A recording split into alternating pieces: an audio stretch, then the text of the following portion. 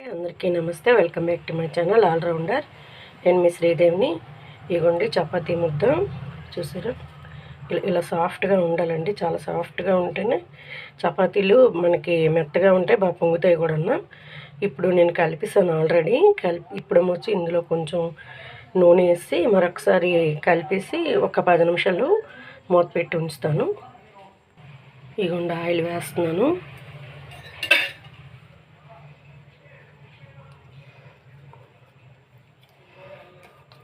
మనకి చపాతీలు ఎంత మెత్తగా ఎంత సాఫ్ట్గా కలిపితే అంత బాగా వస్తాయండి.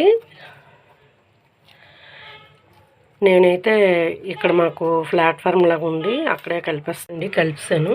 చూసారా, ఇది ఒక 10 మినిట్స్ మూత పెట్టి ఉంచేస్తాను. తర్వాత చపాతీలు నలిపినప్పుడు కాల్చినప్పుడు చెప్తాను. 10 నిమిషాలు అయిపోయింది. ఇప్పుడు ఉండలు చుట్టేసి నలిపేసి స్టవ్ మీద పెట్టి రేకేసి కాల్చడం అనేది చెప్తాను. ఇదిగోండి ఒక 4 అలా నలిపేసుకొని ఒక్కొక్కటి నలిపేసి చెయ్యాలంటే ఇబ్బంది అవుతుంది. ఇలాగ ఆయిల్ వేసుకొని మడత పెట్టాలి. ఇవి అయితే ఆయిల్ వేసే నలుపుతానండి, ఆయిల్ వేసే కాలుస్తాను.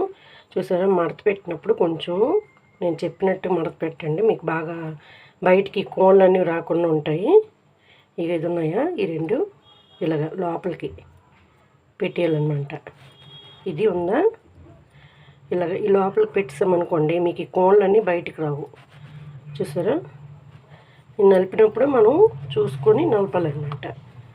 ఆ కోళ్ళు వస్తే మనకి అంటే నేనైతే ఇలాగే చేస్తానండి. నలిపినప్పుడు చూపిస్తాను. ఇగో ఇలా మడత పెట్టేయాలన్నమాట. ఇలాగ నేనైతే 4 చపాతీలు చేశానండి. 4 చపాతీలు కాబట్టి వెంటనే నలిపేశాను. ఇగోండి ముందు వినాయకుడికి వేస్తున్నాను. ఇగోండి ఆషాఢ మాసం కదా, అందుకే గోరెంట పెట్టుకున్నాము. ఆషాఢ మాసంలో పెట్టుకోవాలంటారు.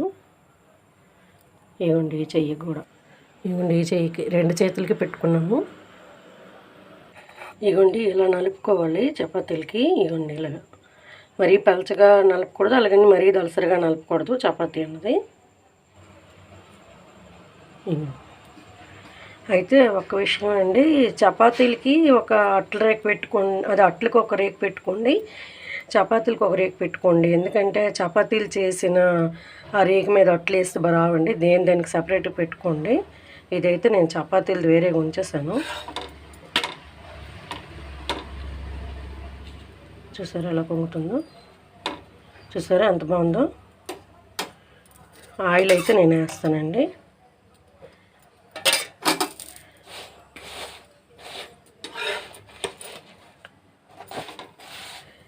ఎప్పుడైనా కలిపిన దాన్ని బట్టే ఉంటుందండి చపాతీ ముద్ద మాత్రం.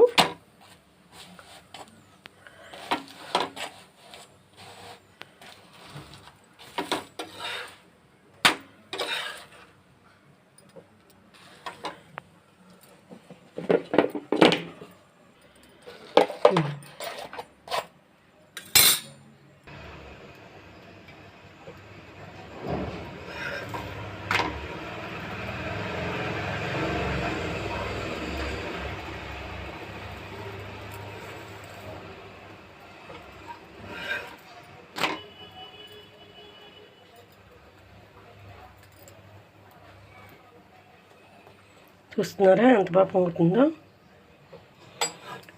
నేనైతే జస్ట్ కొంచెం ఆయిల్ వేస్తానండి, ఎందుకంటే ఆల్రెడీ నలిపిన దాంట్లో వేసాను ఆయిల్. ఇవ్వండి ఇది కూడా పొంగింది. నేను చేసిన చపాతీలు ఇంచుమించు అన్నీ పొంగుతాయండి. పొంగుతాయి అంటే సాఫ్ట్గా కూడా ఉంటాయి. చపాతీ పట్టుకుంటే ఇలా ఇరుగుతుంది. అలాగే పూరీలు కూడా బాగా పొంగుతాయండి. అది ఒకసారి చేసి చూపిస్తాను మీకు. చూసారా, ఇది కూడా పొంగింది. చూసారండి,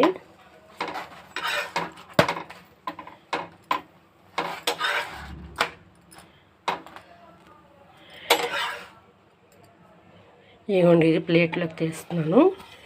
మీకు కొంచెం వేడిగా ఉంది, కొంచెం చల్లగా అయిన తర్వాత ఇరుపు చూస్తున్నాను ఎలా సాఫ్ట్గా వచ్చిందో చూద్దరు. చూసారు, ఇదిగోండి ఎలా ఎంత సాఫ్ట్గా ఉన్నదో చూడండి, పొరల్లాగా. చూసారా ఎలాగుందో పొరల్లాగా, ఎంత బాగుందో. కర్రీ చేశానండి, మధ్యలో వేసి రోల్ చేసి తినడమే. ఈ వీడియో నచ్చితే like and share and subscribe చేయండి ఫ్రెండ్స్. నమస్తే. కర్రీ ఇలా పలచ కోసుకొని ఉప్పు కారం పసుపు వేసేయడమేనండి. మన క్యాంపులు గట్రా ట్రైన్లోకి వెళ్ళినప్పుడు ఇలాంటి కర్రీ అయితేనే ఉంటుంది. ఇంకేదైనా వాటర్ వేసి చేసింది పోతుంది. ఇలా రోల్ చేసుకొని తినేయడమే. ఓకేనా.